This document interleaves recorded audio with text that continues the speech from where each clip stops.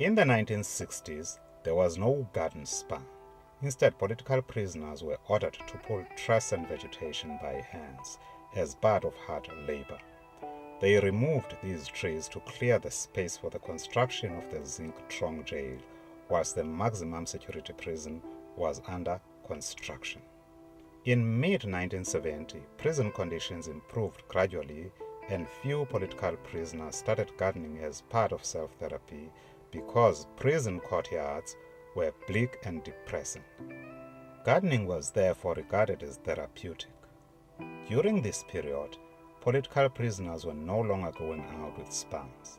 They spent most of their time indoors and some of them volunteered to undertake skills training such as carpentry, tailoring, plumbing, upholstery, and bricklaying.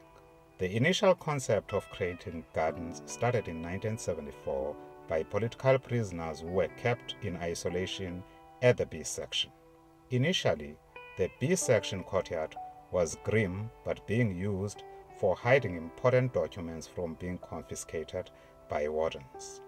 The original manuscript for Nelson Mandela's Long Walk to Freedom autobiography was hidden in that courtyard. When the first group of young political prisoners from Abdusa came to B section, after being removed from E section due to their illegal political influences, Soni Vengatratma, who was among them, started the garden. As the first group of young political prisoners to be mixed with senior long-term political prisoners who were in the B section since 1964, Soni felt the courtyard needed some rehabilitation.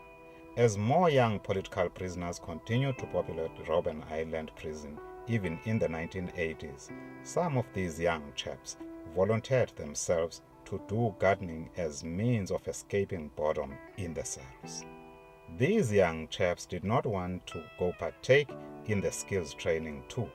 Therefore, gardening became the scapegoat. Due to water restrictions on the island, creating lawns or planting flowers was not allowed, both in prison yards and in wardens' houses. However, keeping natural grass was allowed.